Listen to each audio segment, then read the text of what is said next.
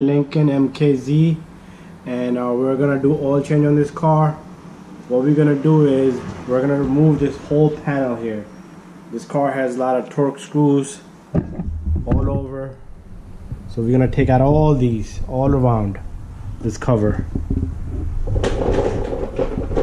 Alright, so once we have this removed, we're gonna come back and we're gonna have access to the drain pan and the plug, and then we'll continue. I'm going to get my tools and remove it. I have here is number 27. Yeah, T27. What I'm going to do is I'm going to remove all these little screws.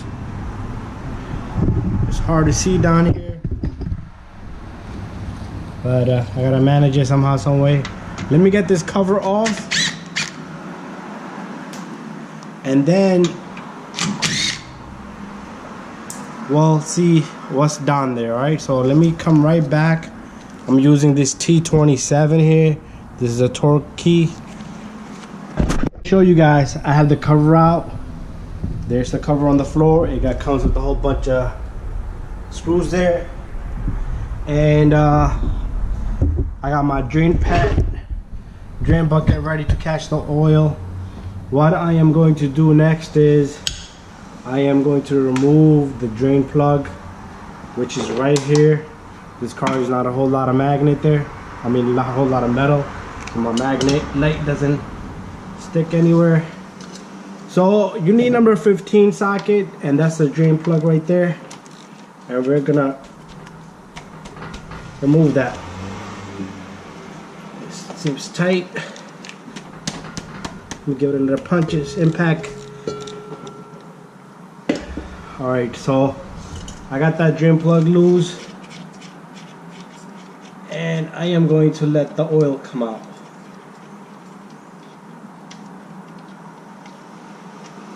Just like that. Alright, so this car is a turbo. It takes about almost 6 quarts, 5.7 quarts of oil. And we're gonna give this car a good 10 minutes for it to drain out, and then we're gonna come back and we're gonna go over to the left a little bit. You see that white thing up there? That's the oil filter right there, the one I'm touching right now with my ring finger. So we're gonna remove that.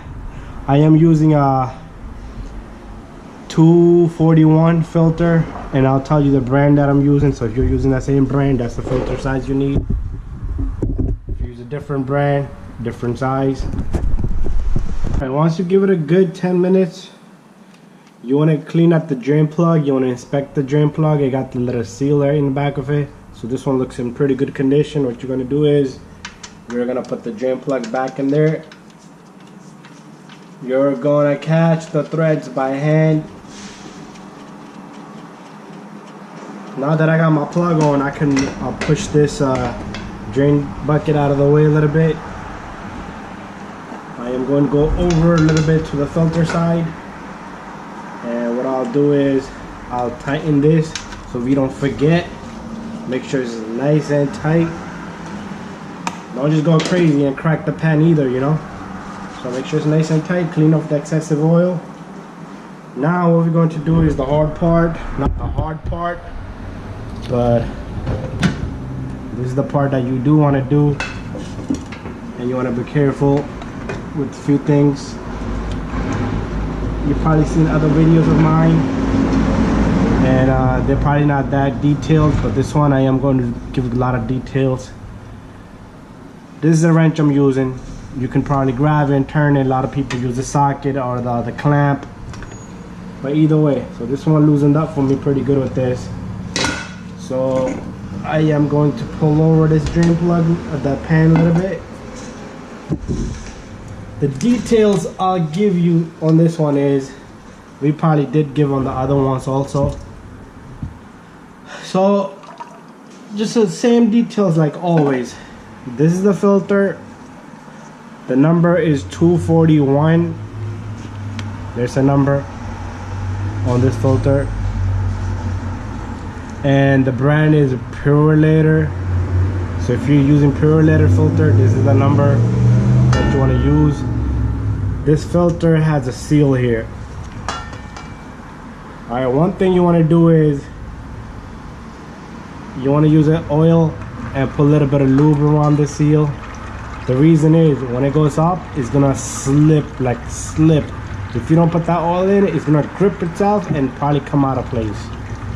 Another thing is when you take off that old filter, make sure this seal comes down with it. Sometimes it'll stay behind and you'll put this on. Now you have double the seal and they're not gonna close up the gap properly, and you're gonna have an oil leak and you can damage the engine like that. So I'm ready to bring this filter down. I let the filter drain a little bit on its own. But there's the filter. Alright, I don't know if you can see the seal. If you can, good. But I am going to look up into the housing where the filter goes. So there's no seal up there. Alright, so there's no seal up there. I'll wipe it down a little bit. And then I'll take my new filter and I'll put the new filter on. Alright, just like that. So once I have my filter off and there's no more oil dripping down, I can move this out of the way. And what I'll do is I'll hand tighten that.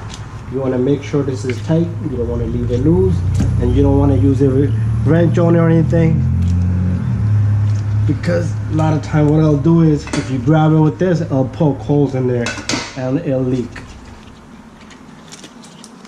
Alright, so I got this filter nice and tight, hand tight, good, secured.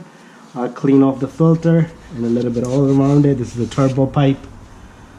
Alright, so what I'll do next is I'll put the cover on, and then we'll come right back. We'll go up on the top and put the oil in. My cover up and I'll put all the screws in, but they're not tight. So what I'm going to do is I'm going to tighten them all just like that. You want to make sure they're all tight. You don't want to lose anything behind, because this thing will come off with the wind, force of the wind. Alright, so make sure you get them all.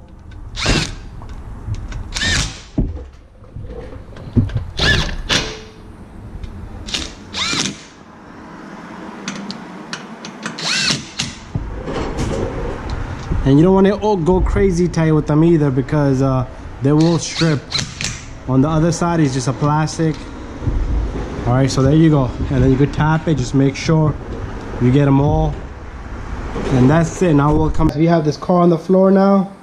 The next step is we're gonna put the oil in, and we're looking at the cap here. The cap has a number on it, 5W30, so that's the oil we're gonna put. This car takes 7.5 quarts. Let me go get my funnel. I'm gonna go close over here, and I got my funnel. There you go. So I'm gonna take 5.7 quarts, put that in there. That's one.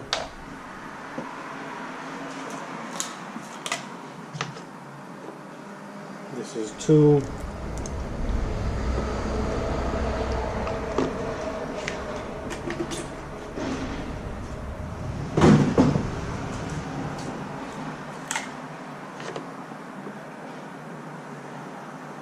This is number three.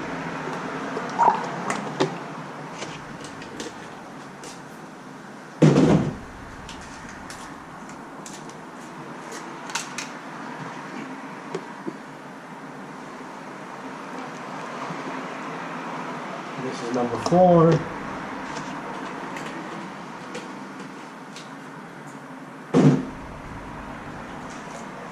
Alright, so the next one is number 5.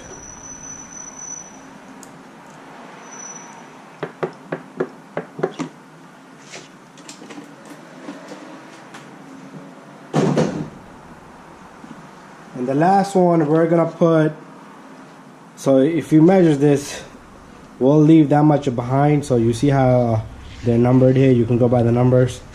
So I'm gonna put a little bit more than half, which might be 6-7% of the bottle.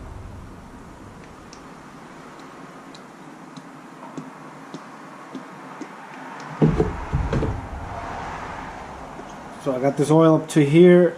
I'm gonna put a little bit more and then I'm gonna stop it there. Okay, so I have the oil in there, and what I'll do is I'll pull out the dipstick just to make sure.